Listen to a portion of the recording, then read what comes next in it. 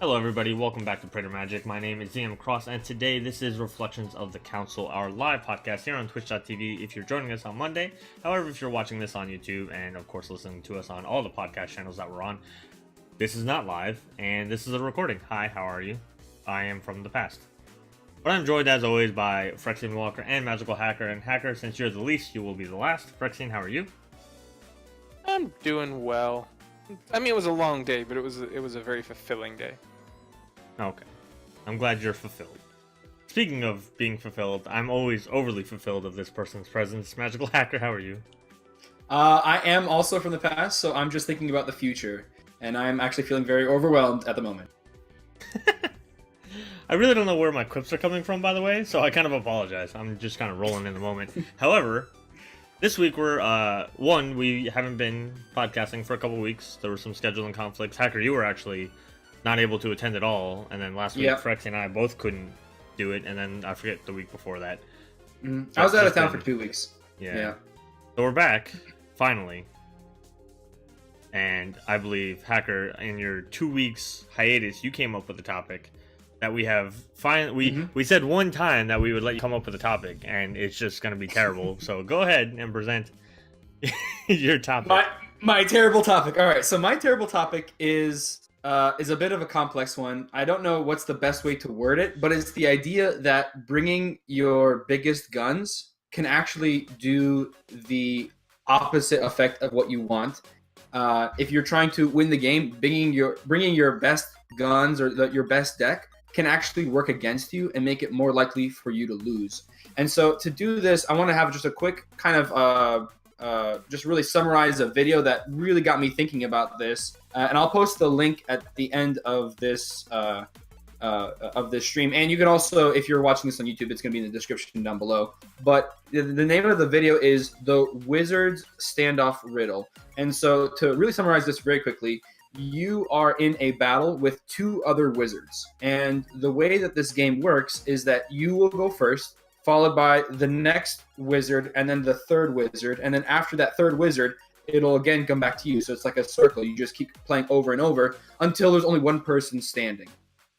If after any round, so after any of these people, everybody is still in the game, then everybody loses. So you don't want to lose the game. You're kind of forced into always progressing the game forward. The two opponents that you have, the second one, the one that comes right after you, has a wand that can turn you into a fish 70% of the time. So pretty good odds. Not perfect, but it can turn any one target into a fish 70% of the time it works. The person after them has a wand that can turn any one target into a statue, and it works 100% of the time. As for you, you have not yet decided what wand you're going to use and what your strategy is going to be. So you have three options. You have a wand that works 60% of the time, turning someone into a tree. Another one that works 80% of the time, turning someone into a tree. And a third wand that works 100% of the time, turning someone into a tree. So you have any one of these three wands you can pick. Now, if you were to think, okay, I want to maximize my chances, I'm going to go and pick the one with 100% because that gives me the best chance of beating both my opponents. Unfortunately, that's actually one of the worst strategic choices you can make. If you go into the ring and you have a wand that works 100% of the time, you can pick which one of your two opponents to take out, but whoever's left over will have a very good shot of beating you. If you get the person with 90%, you'll have a 70% chance of losing if you pick the 100% wand. Well, if you go down to 80%, you can make it a little bit less likely that you're still scary. But again, if you do win and you get somebody out with your 80% wand, then the other person is going to try to defeat you. If you miss, then for most of the opponents, for the person with 90%, you're still the bigger threat than the 70% opponent. The last one the last option, the 60% wand, is good. But what actually would be helpful to you is to miss with your first shot with that wand.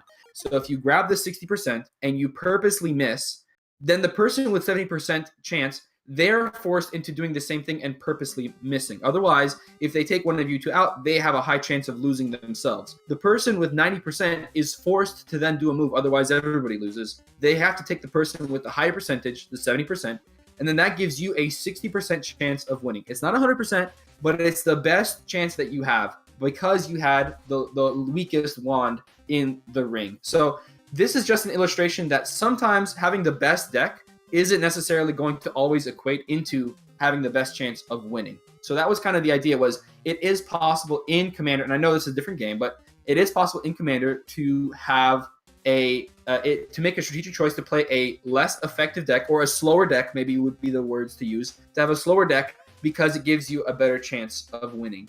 So what do you guys think? Do you think that this applies or doesn't apply to Commander? Is this kind of like a long shot to try to apply it to EDH? I'm gonna let Frexing go first because I feel like he's gonna have more to say. He's the math guy. That's exactly it. I feel like because of the percentages and blah blah blah, there's. I mean, the percentages are kind of a moot point here, because the main issue you have is you're comparing a system with 3 variables to a system with 4. Right. It is true. The scenario you just gave is a system with 3 variables. You have 3 people. You're talking about a Mexican standoff, essentially, right? You have 3 people. They're all trying to gun for each other. And yeah, in that situation, maybe you don't want to be the scariest person, because then the other 2 people are gunning for you and they're just going to kill you. But in the other situation where you're talking about 4 people, it becomes a very different situation. Any of us who have played, 3-player commander versus 4-player commander know what a different beast 3-player commander can be. Because it's always archenemy. It's always one person's archenemy, the other 2 people are teaming up on them, going after that one person who is currently the scariest. And yes, at the beginning of the game, the person who's the scariest is the person who brings the commander with the highest perceived threat value. But then very quickly, as you go into the game of the turns, like if that person's kind of struggling with lands, or kind of, having a slow start because their deck didn't fire off, then you shift to, but this person's the most scary, so I'm actually going to join with that person with the scary commander so I can kill them. It's an ever-flowing construct, rather than all the numbers also being the same in Commander as well. Like you're talking about a situation where all the variables are defined, it's always the same, whereas with Commander, that's never the case. You are never in a situation where this deck is always a 90% kill, because there's so much variability in what the deck draws, what the deck does not draw, what the deck eats, right? Now, I admit it is a huge simplification of how Commander usually works. But you mentioned how everybody, at least everybody that are good players, they're constantly looking at their 3 opponents and saying, okay, who's got the biggest possibility of killing me right now? And if everybody has the perfect understanding of how the game works, and there is one person that is clearly the most likely to win, then the person who's in first place, they've got 3 opponents attacking them, using their resources on them. The person in second place has one person, the person who's in first, because obviously the person who's in first, they're scared most of the person in second place. And then the other 2 opponents, one of them has just a better chance of surviving, because they have a lot more of a scarier board state, but they're not being attacked either. So I feel like when you look at that hierarchy, if, for example, it is in a simple situation where there is 1, 2, 3, 4, the person that I want to be as much as possible is the person in third place. Because if I'm being with my other opponents trying to take out first place, depending on how effective we are at that, first place can be taken out. But second place is also going to have a lot of their resources gone, because of the fact that first place, all the while this was going on, has been trying to take them out. So my point is not that, like you were saying, that maybe the person with the scariest commander, maybe someone said Narset, if Valdor plays Narset. Person with Narset doesn't have the mana that they need, so they're no longer the scariest person at the table. Is it a good thing to accidentally have the right strategy? Or is this something that we can think of like, okay, because I know that being the scariest person at the table is going to give me a low percentage of being able to win, is it worth trying to build your deck in a way that's not completely optimized and tuned, in the way that it might just be optimizing for winning in multiplayer games? What do you think? I think the example you gave is too oversimplified to apply, because you're saying that if you have this one thing to do and you have this percentage every time you go to do that thing, Commander is nothing like that. Even if you expand it to be a 4-person thing and you keep the cycles and everything, it's still just there's so much more to playing, even not even just Commander in general, right? Like even if you're playing like 4-player Modern or 4-player Standard, like if you're doing that, like there's still just so much more, because I could be the scary person and I could just have the answers, so that my percentage of doing my thing, my aggressive thing, even if it's 80% and I hit that 20% and don't get it, when you go to do something back to me, if I can stop you, counter magic, board wipe, whatever, it didn't matter. It never mattered. Right. And I know that's like too much of the what if situation, but that's my point, is that I don't think you can like lower, like dumb down Magic in a 4-player game to be into the variable constraints that you're talking about with this example. Yeah, and also another important thing we haven't really hit on yet is that you're talking about like, okay, this person's gonna kill this person's gonna kill this person. A lot of times in Magic, the turn you're going off, you ain't killing one person. Yeah. Everybody's dying. Like in Kraven Regna, my 3DH Kraven Regna deck, if that deck's going off, I ain't just killing one person. All 3 people are dying on the turn that deck's going off. Yes. Like you are all going to be drained to the point that you are dead from loss of life. Yeah. So if it gets to that point, it's just over for everybody. So it's not my wand has a 100% chance of killing one person or a 90% chance of one person. My wand has a 90% chance of killing everybody. Yeah. And that's also a big difference, that the wands we're playing with are not these single target wands. They're a multi-target wand a lot of times, right? Yeah. There's also the other aspect of, in your example, it's again doing the one thing and you know what that thing is. In Magic, that doesn't happen normally. Like, I could sit down with a Narset deck, and I could struggle with it, and people could lose interest in me, and I could have the answers or the play in my hand the entire time. And I'm just waiting until the right time to play it. If there's another blue player at the table, maybe I'm waiting till they don't have counters. Maybe I'm waiting so that I can put down the thing to all give in one turn, you're waiting Narset. to have Yeah, enough like mana. I can wait to give Narset haste and play her all in one turn, so she's harder to interact with. Like, I need to have the mana to play Narset and have Greaves out when the blue player or the black player for oh, I guess not, because Narset has hexproof, but the blue player doesn't have mana up for counters. If I wait for those times and the entire time I don't do much, because that, and we had a little bit of this conversation when we were talking amongst the 3 of us with Valdor, was my opinion isn't so much of bringing weaker cards, but you don't have to, and this, I say this a lot when I talk to people about Commander, you don't have to like blow your hand onto the field every time you have the mana, and a lot of people do it. Yeah. If That's you true. watch, like, all right, I'll give you a perfect example. Magic Online Commander League episode came out today. I played my Aminato Esper, basically like Planeswalker deck with flicker effects. I had in my opening hand, spoilers in case you haven't seen the episode. If you haven't, go watch it now because it's a pretty good game. In my opening hand, I had Chain Veil. My like second turn draw was Teferi. That's my win con. So the whole game, I knew that John was on the lookout for it, who was playing green. So I figured he had some kind of answer. I never got the chance to play it, and I did ultimately not get to do the thing that I wanted to do in that game, but still, like, I didn't just throw out Chain Veil, even though I had some Planeswalkers on the field and to get the value off of it. I didn't. I played Teferi because, I mean, the deck plays Planeswalkers, and that's going to happen. I have ways to get them back, and that's one thing. But, like, I can't just play everything every time I get it and hope that it's going to stick and hope that nobody's ever going to interact with me. Because that's another thing in your example. Everybody's taking turns, and it doesn't sound like there's interaction in the system that you set up. And Magic, that's why we can't simplify Magic to that, because in Commander, if you don't have interaction, there's our Expelliarmus, right? in Magic, if you don't have interaction, I mean, you're already behind the curve. Right.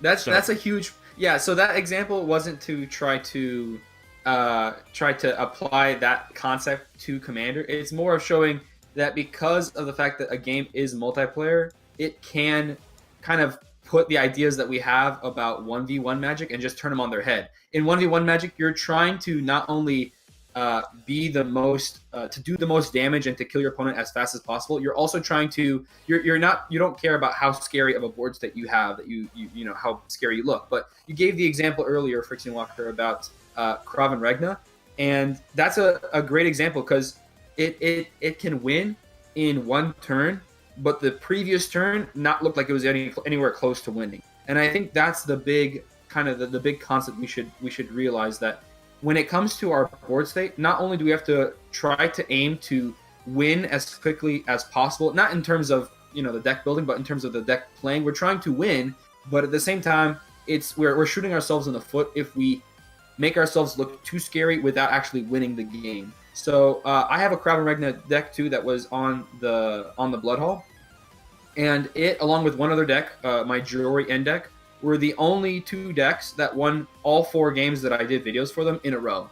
And it was both of them the same reason.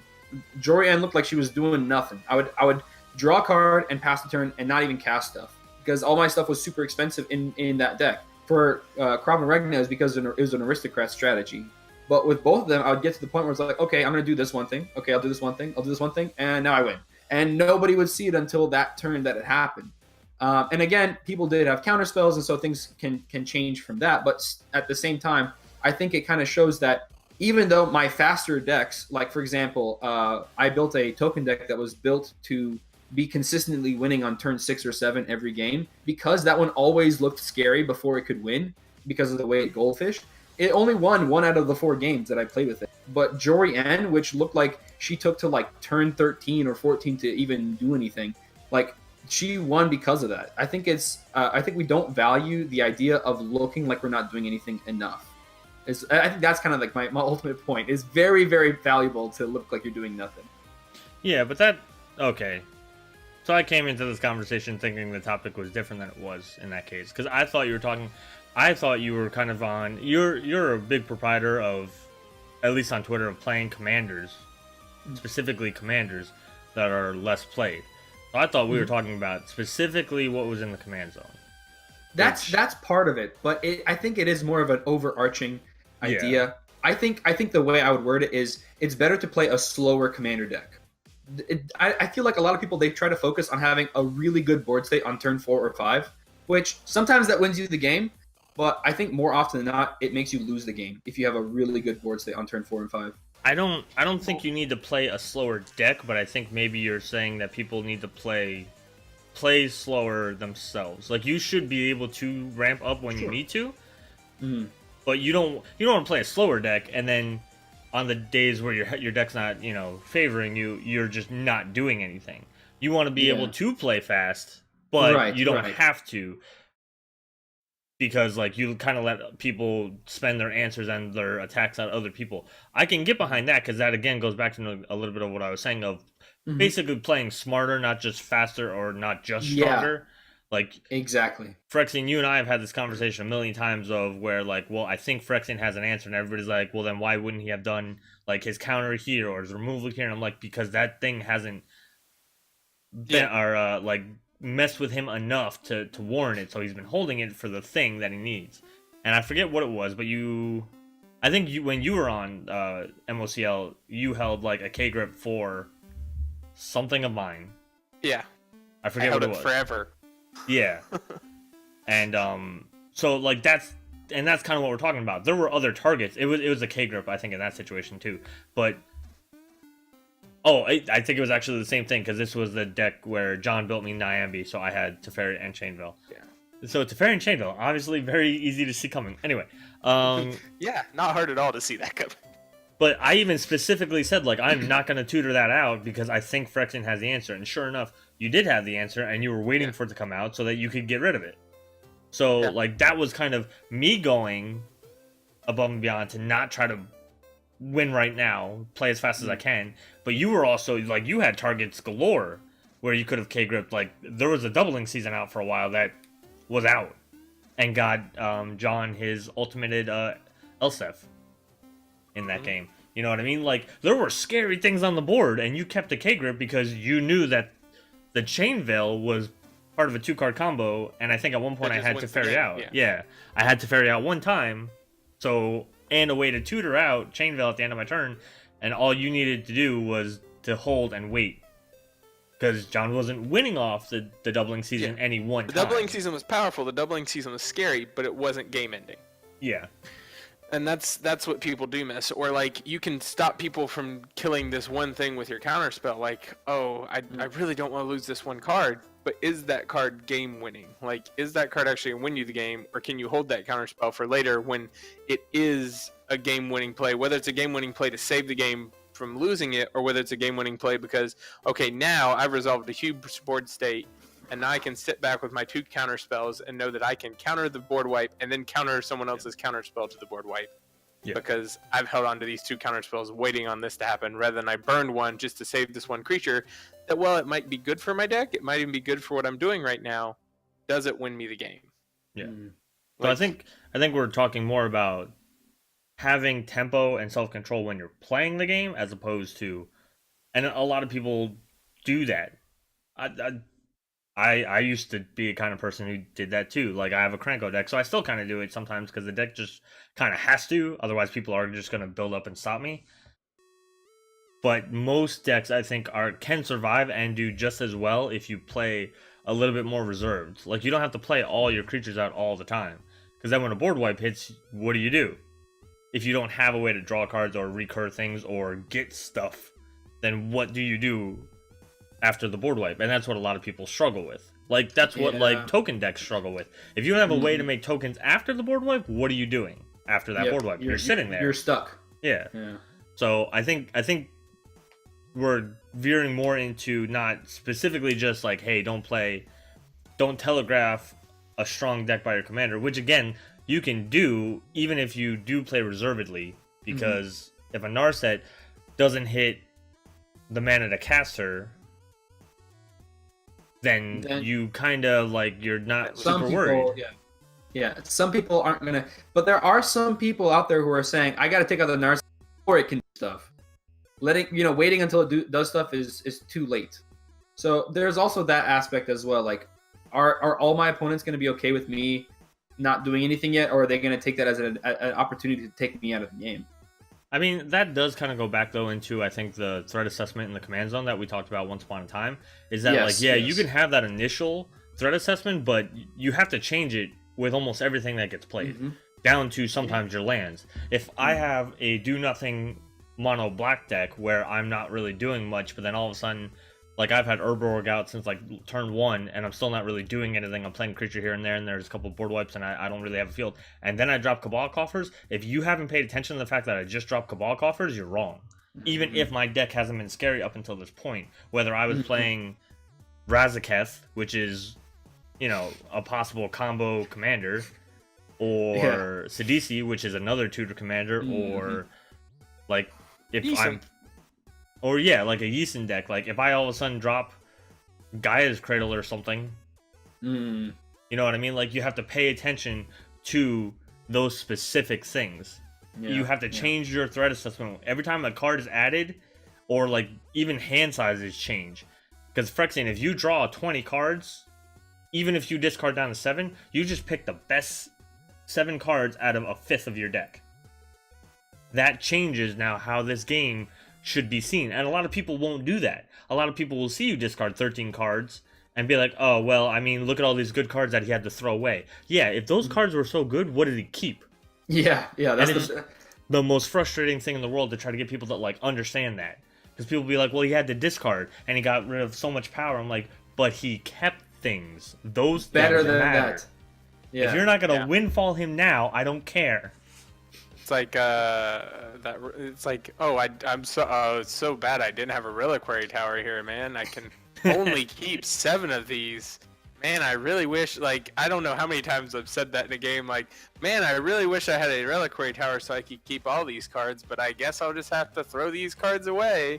And it's like, because there is that, it's a lot of Magic is the mental game. It's the way you go about it, because Phyrexian plays a lot of powerful decks. I think we can agree that I play a lot of well-tuned, powerful decks. No, sometimes maybe I go above and beyond what I should, in terms of playing powerful decks that are fun to watch and play against. But I try to toe that line, but every now and again I step over it. But you know, at the same time, I don't end up in these situations, I feel like, where I'm getting like targeted out of the game a lot of times. Now it'll happen every now and again, but it doesn't happen much. Doesn't happen enough, if you ask me. That's what I was gonna say. Wow. I mean, again, I think a lot of it is politics and what you say in a game too. Yes. And I think, and it's weird too, because just like Frexing, maybe I'm not as good about not playing scary things, because I do the same thing Frexing does. Like I'll do the same thing, like I'm not even doing anything, but stuff will still happen to me. And I've even blamed it on the fact of, oh well, I'm the streamer, so they're messing with me just to mess with the streamer, quote unquote. But who knows? Maybe I just don't toe the line enough. Because there'll be times where Frexing's in a game and I'm in a game, and I honestly believe on board I'm lower than he is, and people will disregard him more than they'll disregard me. And I don't know why.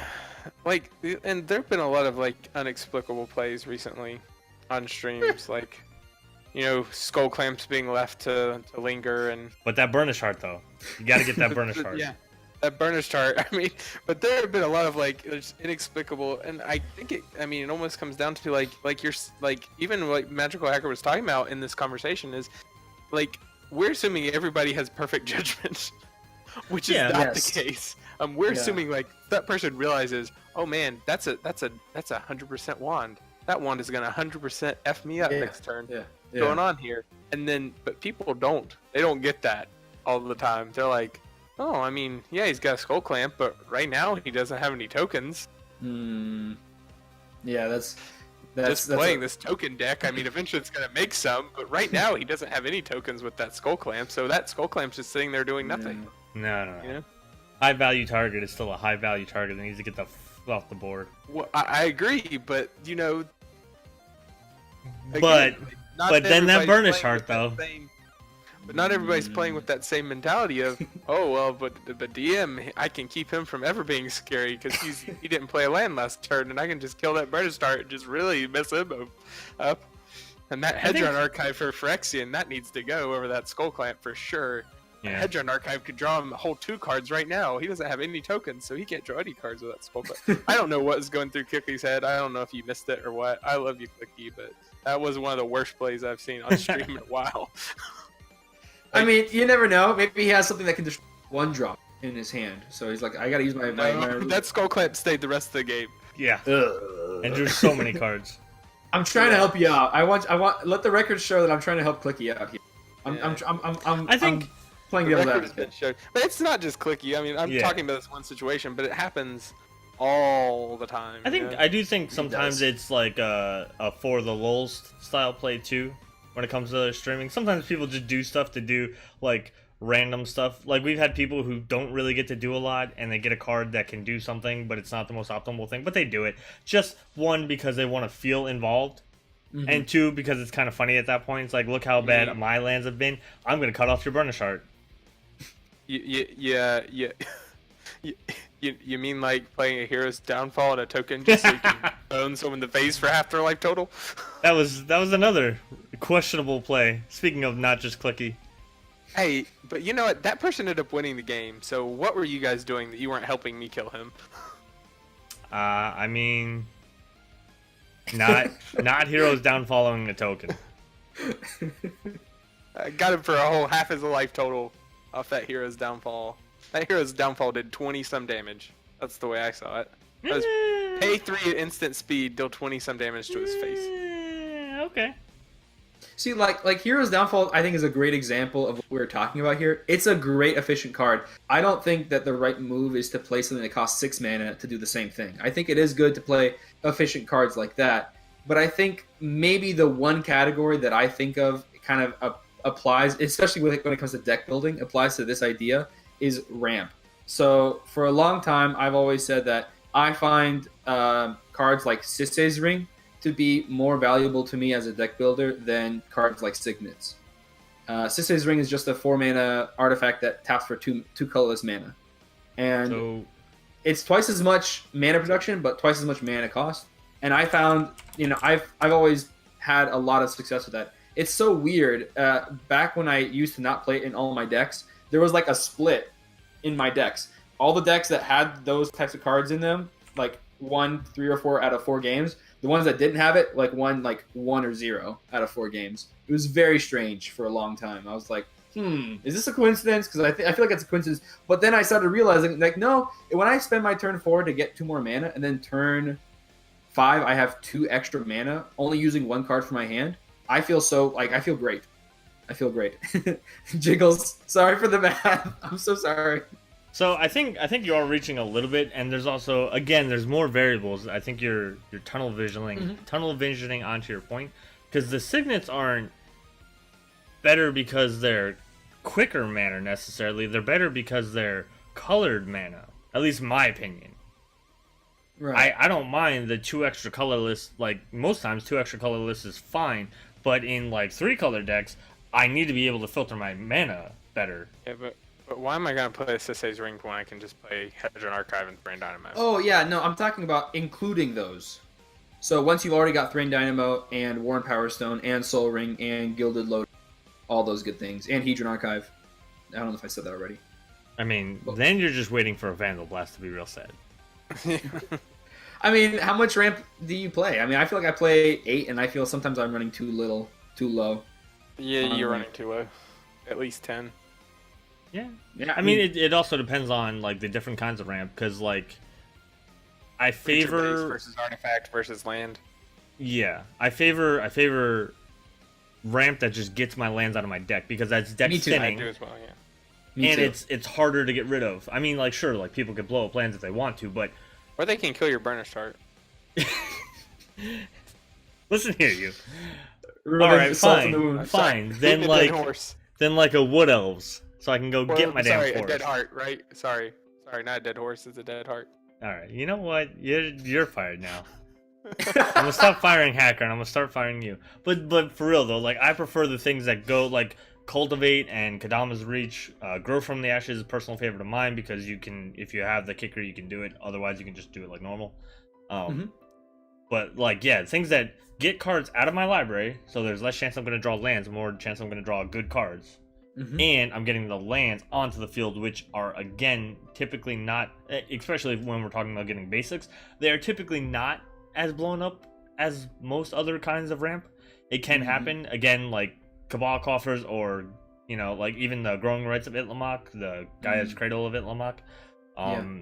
If those hit the field, Storm the Vaults, if those hit the field, I expect people to want to blow them up, and I expect them to find a way to do it, whether it's Strip Mine, Ghost Quarter, whatever. But most of the time, you're not gonna see people strip mining your mountain. Yeah, it's not gonna happen usually. I mean, it can. Only islands. Only islands. You don't make a mine on an island. It doesn't even make any goddamn sense. Oh no, I strip mine islands so I can make sure I don't get countered. That's the only reason I do that.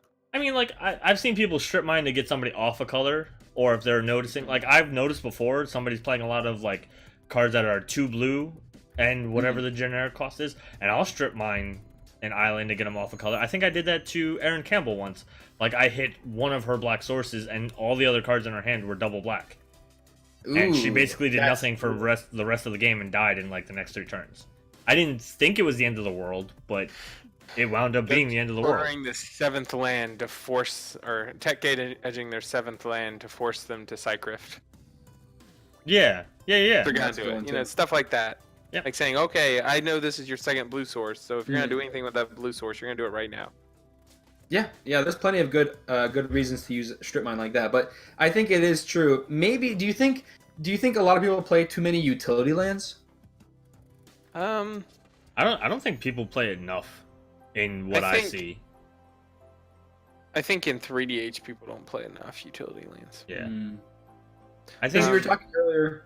You were talking earlier about the color fixing use from the signets.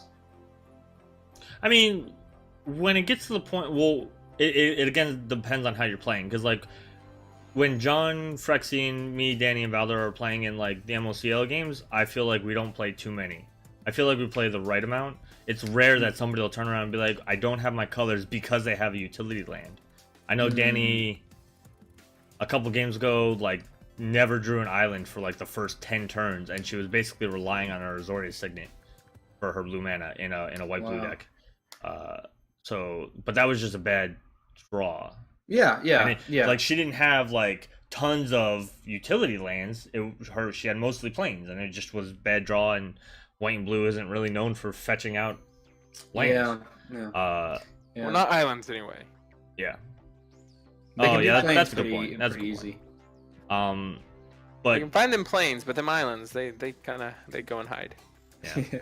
She didn't get her land tax out. That's what the problem was. But you know what I mean? So I don't think we play too many. I've never seen anybody hurt for colors on an MOCL video, but have an abundance of untapped utility lands. Yeah. So when you're saying that the signets have that extra use, I guess my question would be, because I don't remember the last time I got color screwed, except with my 5-color deck. Which, I mean, it's 5 colors. You're bound to get screwed every now and then with some color at some point or another. Especially, I play some triple color costs in that deck. So, but besides that, I haven't really had an issue with it.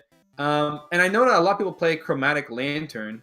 I know this is kind of going off to the side here, but is it possible that by playing stuff like Chromatic Lantern, they're saying, okay, well, I don't have to be so focused on making sure that my mana base is as good. Because, hey, look, I got a Chromatic Lantern. Or do you think, is it just like Reliquary Tower, which is, it's put in there just because people like the feeling of having that effect on the battlefield? So not necessarily because it's so much better. I ran Chromatic Lantern in my deck from this episode for this month for a specific reason. Were you stealing stuff from other people? Yes, that's what it was. Was in case I was going to steal or copy things. I approve of that, Father. I approve of that. I've played it in a couple other decks for the sense of, like, in this episode, it didn't really apply to this episode. It was just a situation that came up.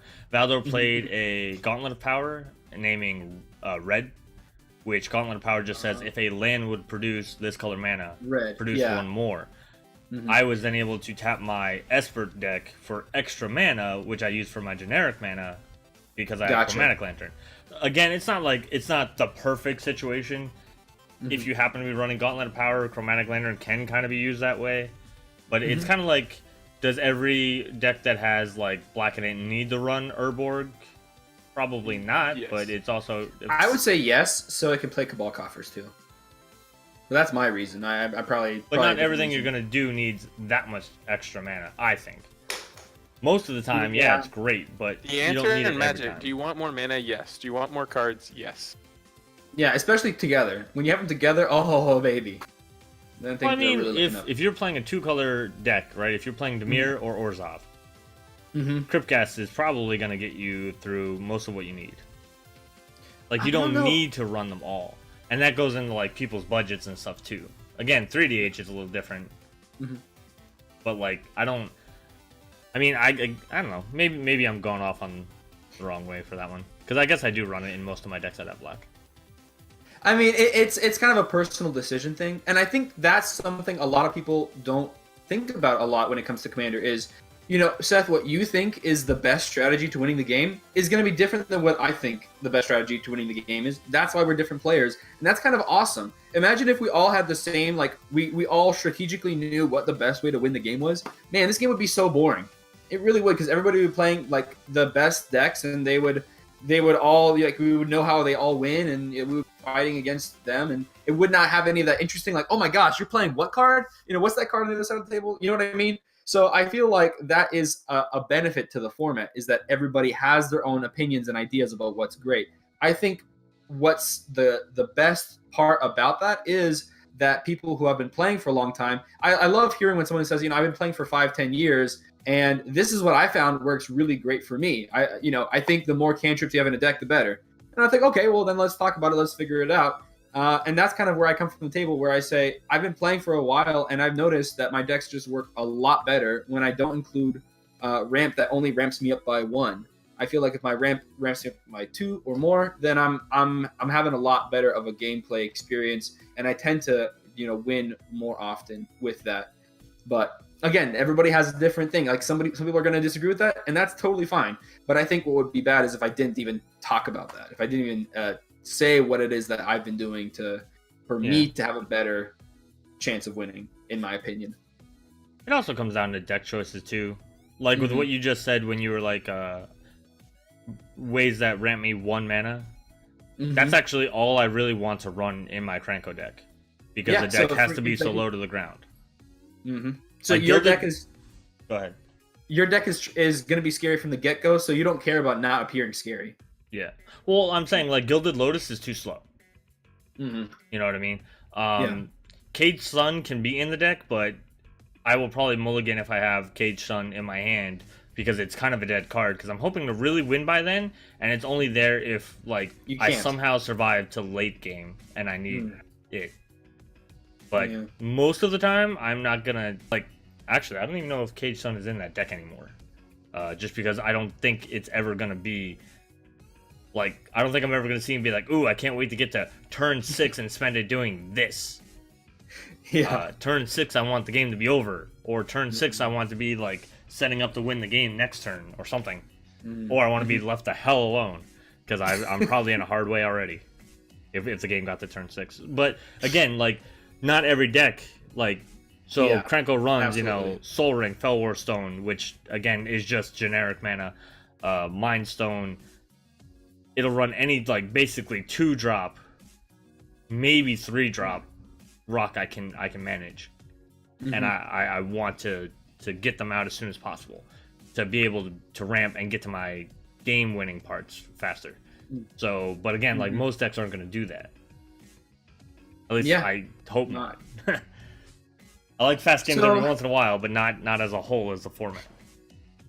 So here's I don't know if you wanted to mention something about that, Frixian, but I had kind of a question for both of you guys. So let's say you were sitting down at a table, and on the opposite side of the battlefield, let's say there were... let's say you're looking at a game that's 4 players. And you've got 3 of the decks are, let's say, Marin, Brea, Nekusar, and then the 4th one is, let's say, Kalemne, Disciple of Erois. Who would you say has the best chance of winning that game? So it's Marin, Brea, what was it, Nekusar, or Kalemne? You threw a Golgari deck in there. You know I'm going to pick Marin. Okay. Well, that's fair. So you say my girl. Come on. What are you talking? Okay. All right. What about you, Seth? So who was the third one? Brea, Marin, Kalemne, and Nekusar. He's basically trying to get us to say that we aren't going to pick Kalemne as the one to win. So we aren't going to target them. He's trying to funnel us into this answer. No, I'm not. I'm just saying, if I were to make that decision, I would not dismiss Kalemne off the top. I'd probably start off by dismissing probably Brea. I'd say probably Brea is not winning that game. I would actually say Brea is winning that game. Oh, really? Brea comes with a way to shut all their commanders down, and they all are commander reliant. That is true. But if 3 people see that a commander at the table can shut their deck down, they're probably devoting all their resources to taking them out as quickly as possible, right?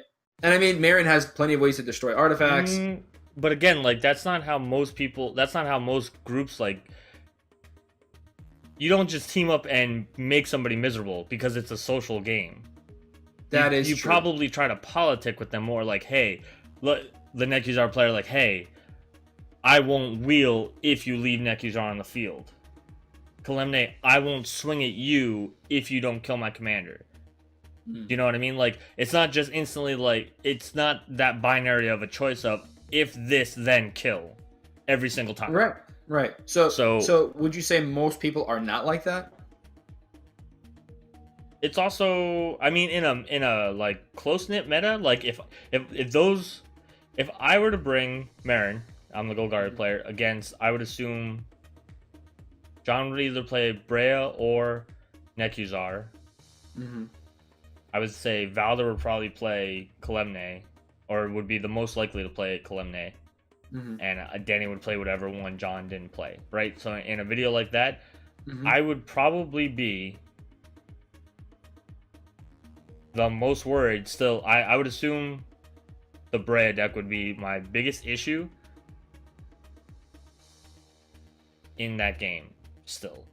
See, I agree with you that Brea, if left unchecked, has the best opportunity to win the game. Again, if nobody deals with what they're doing. But I think, especially with kind of the way that Commander is nowadays, and I went back and watched a ton of old Commander versus videos because I was making an Excel sheet. Don't ask why. It's a long story. So I looked back and it was like, man, I feel like I'm watching a different game because there was like almost no removal, almost no board wipes. Some decks had card draw, some didn't. Some had ramps, some didn't. And I feel like every deck now has a little bit of all those things that I've noticed in like modern day Commander. So I think with that in mind, I would say Brea is probably the one that's going to be the scariest from the beginning of the game until they're out of the game. Unless, they happen to draw badly, they have like 2 lands, they don't do anything, they start discarding cards because they don't draw into their lands, yada, yada, yada. Yeah, but Brea is the scariest from the beginning of the game, right? Mm-hmm. That's what we're saying. But then Marin is a deck that shines late game. The longer it goes, even if she only has a few experience counters, the longer it goes, the more value she accrues. Yep. Kalemne is probably an aggro commander. They're not even scary in the beginning of the game because they require big drops in order to become scary. So they're kind of in like a weird... Yeah. Like, they have a very thin area of when to basically do their thing. To win. Yeah, to operate. Yeah. And then Nekuzar is kind of a combo deck where, again, he's going to operate late game. So we might look at the Brea deck first, but the other 2 people, unless they get knocked, like the Nekuzar and the Marin deck, they want the game to go on longer. So if Brea starts coming out and then, or having a slow start, they might not care. Because then they can still build up and do their stuff. Even if Brea comes online and gets rid of the Nekuzar or the Marin a couple times, it's not the end of the world because they're playing for the late game. And if they're taking care of their commanders, because commanders are so scary, they're not also paying attention to the other things that they're doing. Because the Brea one player can't have the answer for 3 players. It's not possible. That's true. Yeah, that's true. Yeah. Unless you're literally running like a board wipe nothing else deck, like. Oh yeah, then it gets crazy. If you're running Heliod board wipe dot deck, and all you're trying to do is suit up Heliod with auras or some crap like that, make them active and hit people in the face. Like if that's what you're trying to do, then congratulations, you're a terrible person. But I was just saying, I think that sounds like a fun deck. No, it doesn't. It sounds horrible. To play and to play against, but. You still have to change your threat assessment. Like, as a Marin player, I can keep an eye on the Brea player first. But, again, I'm going to try to talk them out of messing with me. Because, again, all I need is a few experience counters to get going. And then the later the game goes, the better I'm going to be. And then, like, my colors are even good against her. Yeah, but the same thing with Brea. Brea is also great in the late game, too. So, at that point, aren't you making, like, a deal with the devil? Saying, like, hey, I won't deal with you, even though I really should be? I don't think Brea scales the way a Marin and a Nekuzar deck do. Nekuzar scales just with having mana. Because all he has to do is hit one wheel into another wheel while he's on the field and everybody's dead. Marin accrues value over time and is a grindy deck. Brea is like good in the beginning of the game, good in the middle of the game, but then isn't as good as I think those other 2 decks late game. My opinion. Yeah.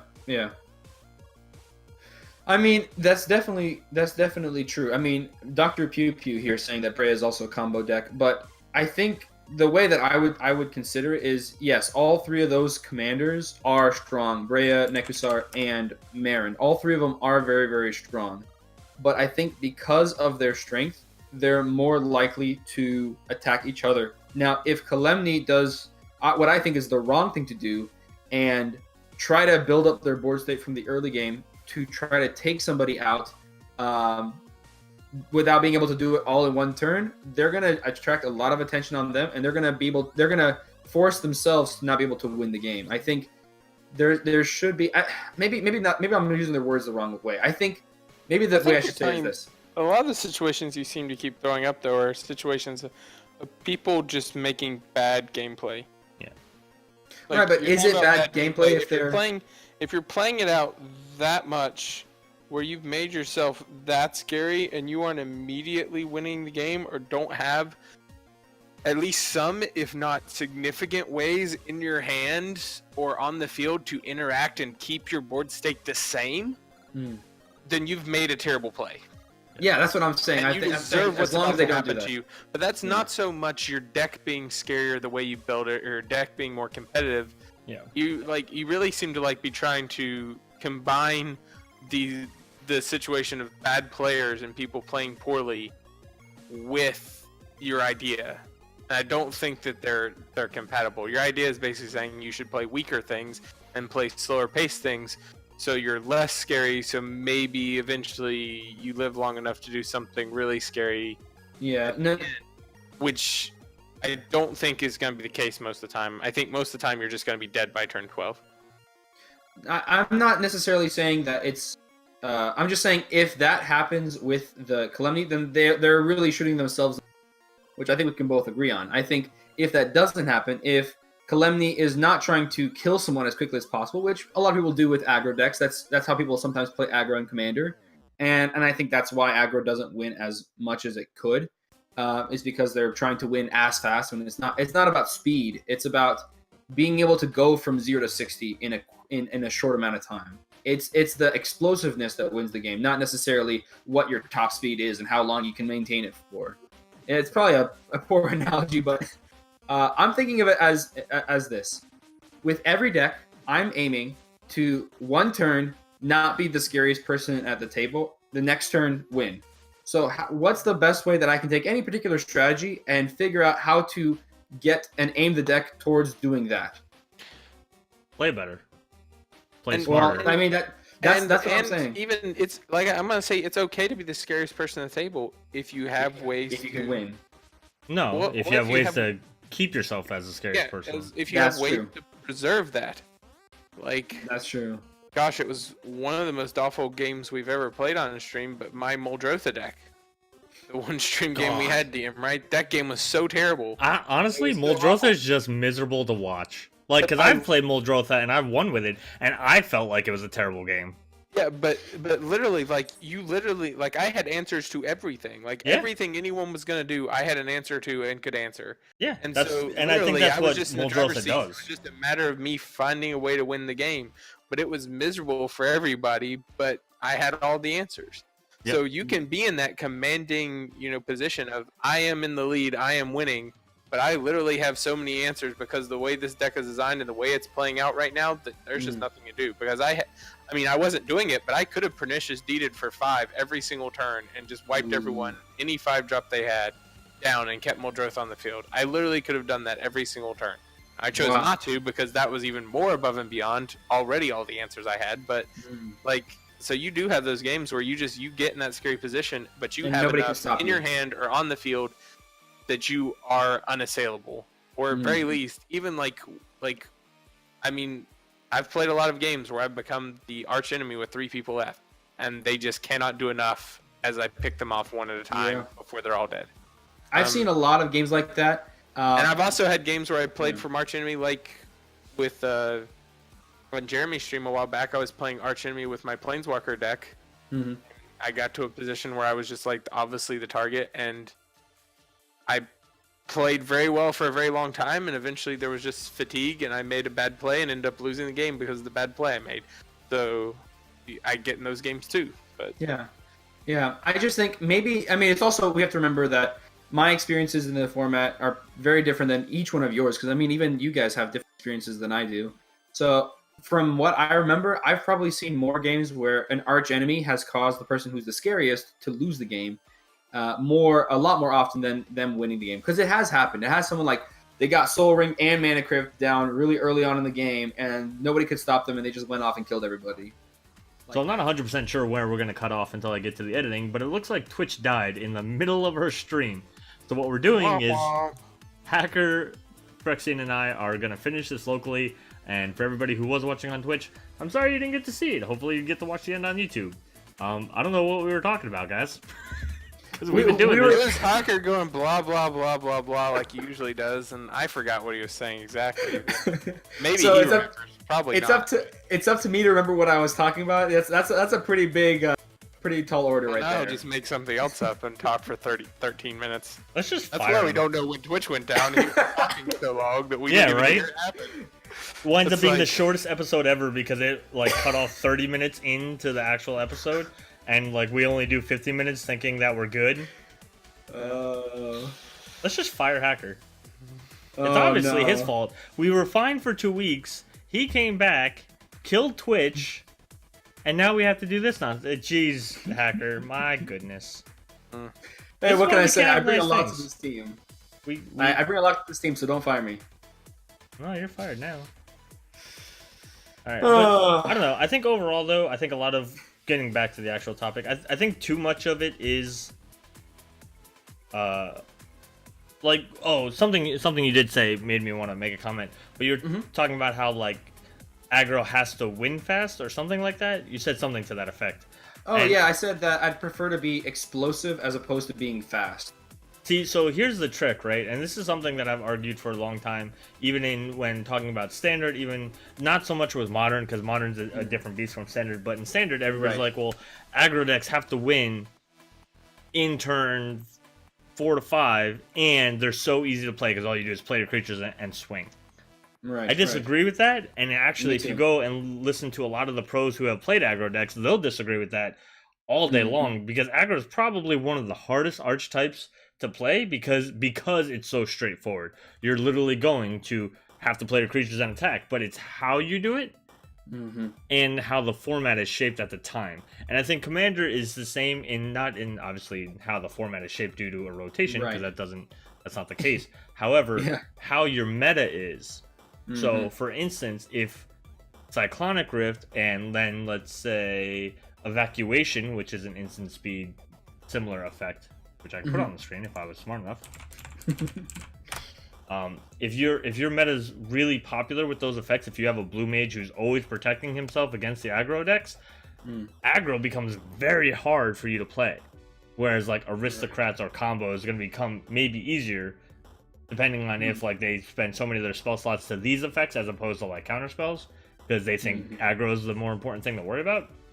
Right. So you gotta kind of shape what you're doing around your meta, and that's why like it's really hard to say playing weak stuff is good or bad, because again, in a meta, like if you came with Kalemne, I would expect you to be doing something dumb. That's When you just, say dumb, do you mean like dumb good like or dumb bad? dumb hidden good.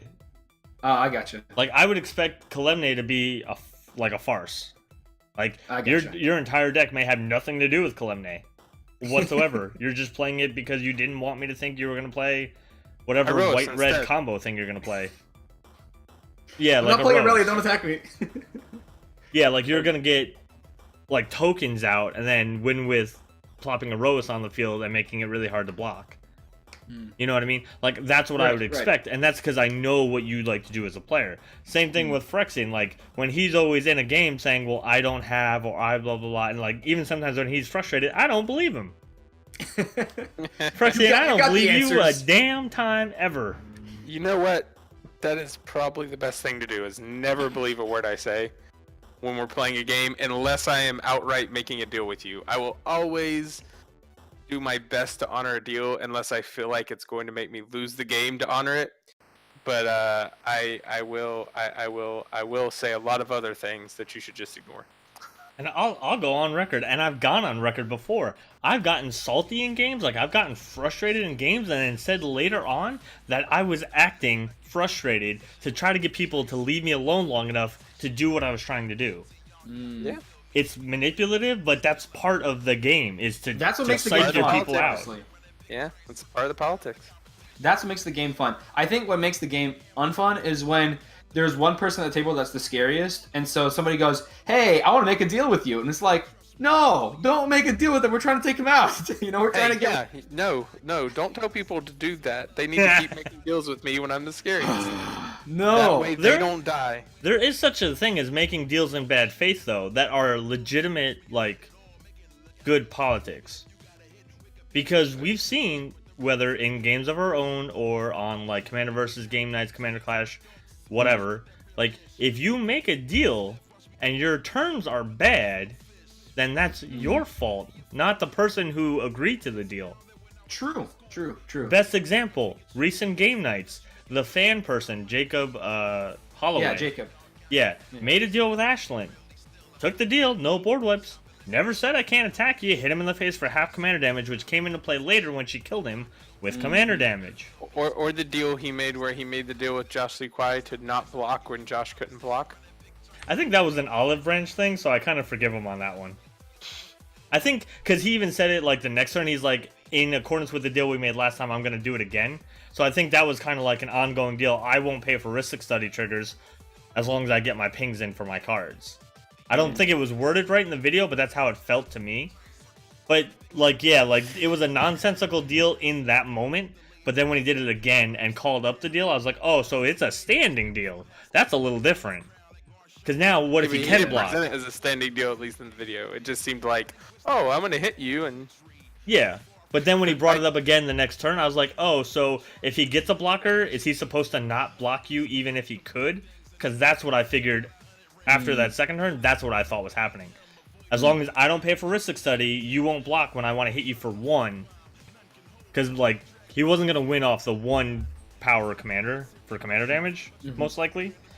Especially, like, with his deck supposedly, like, copying other people's stuff. Like, he was probably going to find a win that way.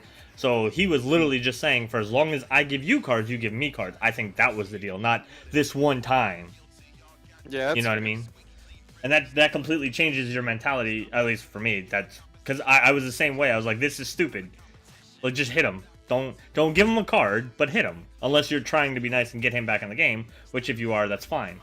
But aside from that. No, that's not fine. It's fine. Now, so I guess this kind of comes into play, especially with that specific example of the game nights.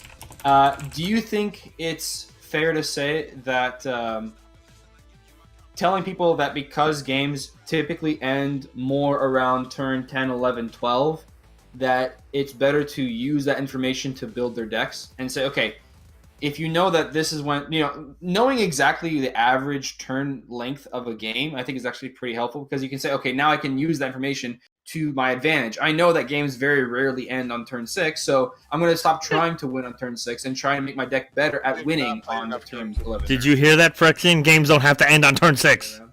Yes. Just force people to have the answers because so frequently, and I say it all the time, what do I say more than anything else about people building decks? They do not have enough interaction and answers. They don't. So I play out, I play fast, and you know what? A lot of times I say, hey, there was a chance. There was an opportunity for you people to answer the things I was doing. No one had the answers because you guys suck at deck building. Why has it got to be you people? Yeah, why can't it be you knuckleheads or something? No, that's not any bad. Why are you bad at this? You know what? It has to be because the people are the ones doing it. Are they though? Is it not just MTGO Shuffler? Because as you so like to say, Seth, individual people can be great, but people as a whole really suck. They're just the worst.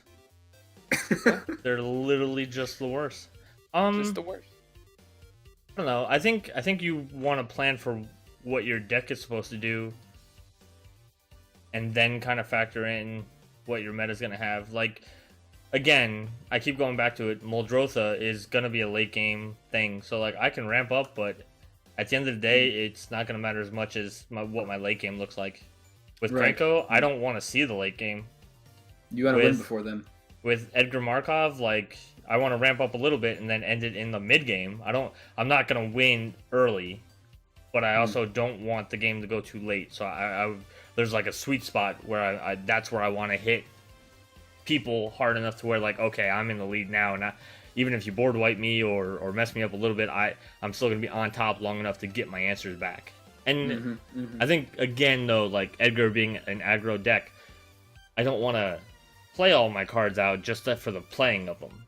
I want to play out things to set up.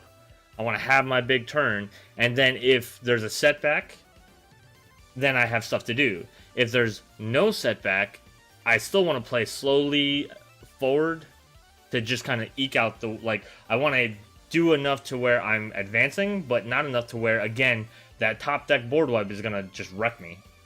Yeah. I don't know, you guys, I feel like in a way the three of us, we all have like slightly different opinions on, you know, what's the best way to play the game. But why do you guys have me like a Jeskai player when both of you guys are Golgari? Why do you guys have me on your podcast every week? Why do you do this to yourselves? I don't know. Maybe we should I come here saying like, again, we've said this before, I believe, that we need the wrong opinion to be represented so that everyone can see it and know it's wrong, and then come to the right side. I'm not appreciated here. Because sometimes representing the wrong opinion is the best way to show it doesn't work. I'm a math teacher. A lot of times I show them how to do it wrong to teach them how to do it right. See, this is going to be really hard when we legit fire Hacker right at the end of this episode.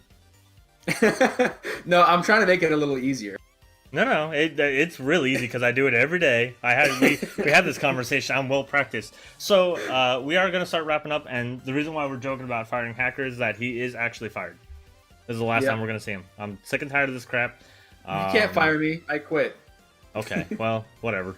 The ends justify the means. The reality is that Hacker's not going to be with us on the podcast anymore. He's not really fired. He's just got other stuff to do. It's been fun. He went the way of our director. Yeah. Yep.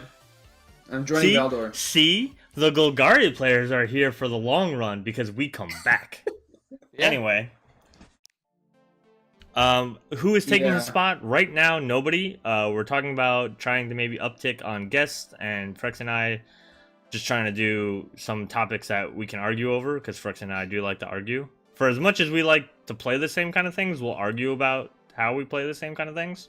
That's right. Because I play it better. No, that's not true.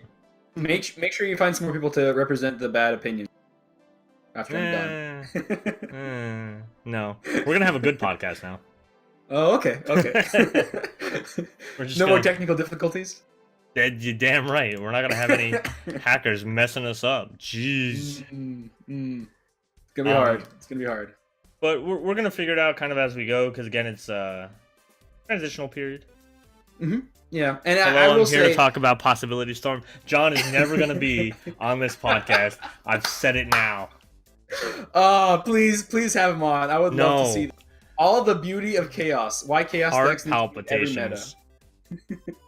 No, but I will say it has been an absolute blast being on the podcast. Who would have thought that after that first day when you guys were on Twitter, you know, just saying, hey, we want to have a guest on the podcast. And I said yes. Who would have thought that this would have turned into a weekly thing? That was like my highlight of my week, you know, for a long time. Now, unfortunately, things have changed in my life, and I have a lot less time. Both you guys know exactly what I'm talking about. But I have a lot less time now. And so because of that, can't be doing podcasts every week. But I don't know. If you guys let me, I'd love to do another like podcast sometime in the future if everything works out. Nope. I don't know if it will work out, but I'm telling you right now, it's not working out for me. But no guarantees, obviously. I mean, no. I'm just no. Putting the ban hammer down. You're blacklisted. Get out of here. Magical Hacker is banned from all tournaments. Kick him out of this call. You know what? Get. How do I mute this guy? Just like that. Okay. I had you muted. I saw you talking, but I had you muted. I wasn't saying anything. Oh. I wasn't saying anything. Oh, that's even worse. But yeah, ban the hacker. How could that not go actually wrong? saying anything, but pretending to say things. Yeah. But yeah, so it has been fun. I remember when we were having the conversation about bringing you on the podcast, it was like the energy that you had, and like you still have, about just the game is what made us want you to come back. When Valor basically turned around and said that he couldn't appear, we're like, well, Hacker, when he was here, like he was really into it, and he had, like, as far as we knew, you had no experience doing like podcasts or anything like that, and you just jumped into it and you just kind of ran with it, and you did well. So it's been fun having you, even if thank you so we've much. had to deal with your wrong opinions. One last time, I have no experience doing podcasts either, so I'm just gonna throw that out there. Which it speaks to why this is not a good podcast. This is why we do it live, so we can use the excuse that we're all really bad at this and technical difficulties can happen, so that it covers up for all the crap that we do. Anyway, one last time, Hacker, where can we find you and all your nonsense? Okay, so one simple site to find me, my channel, my Twitch channel, my Patreon, my Commander resources, all the decks that I play. One place, one simple website, tappedout.net/users/magical-hacker. And I'm going to go ahead and post the link to that Wizards riddle that I mentioned earlier on. So feel free to take a look at that. And it's a great, it really kind of changes your mind thinking about politics and multiplayer games. But yeah, tappedout.net/users/magical-hacker is where you can find me and all my good stuff. And then for those of you who are listening to this on YouTube, one, I'm sorry that it's probably a hodgepodge of a video by now.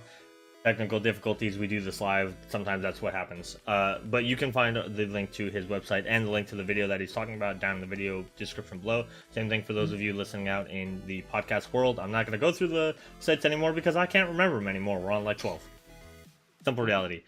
You can find me on Twitter at DM_cross, but I would much rather you find me and Frexine, who doesn't have social media. Am I even pointing the right way? I don't know. I'm looking at the wrong screen.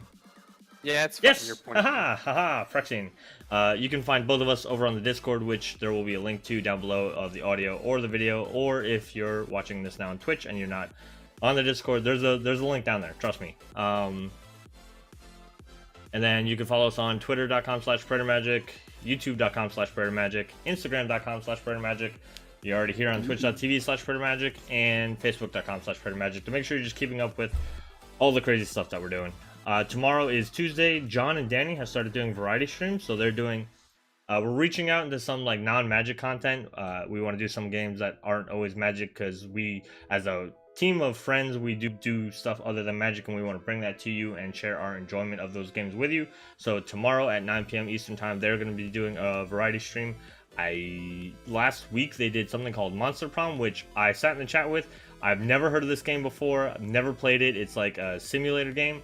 I laughed my ass off because it was just hilarious. Like, it's the kind of humor where it's like dumb humor, and I had like the time of my week in the stupid stream just listening to the nonsense that they were going through. So join them tomorrow on Tuesday, or any Tuesday that they're on at 9 p.m. Eastern time. Frex and I will be back for 3DH on Thursday at 9 p.m. Eastern time. This week, if you're watching this before that Thursday on YouTube and listening in audio world, we are playing Planeswalkers as commanders. Dibs on Nissa. Calling it. I win. I don't know how. I am playing a commander with some hefty budget constraints. You're a commander with some hefty budget constraints. How about that? Oh, John and Danny are playing Slimer Enter. Thank you for that in the chat. But yeah, until next time, until tomorrow 9 p.m. be there. I'll be there in the chat, and Thursdays come watch us play Commander, probably very badly because that's what we do here. Till next time, guys. Peace. Say bye, guys. Night night. Goodbye. Forever.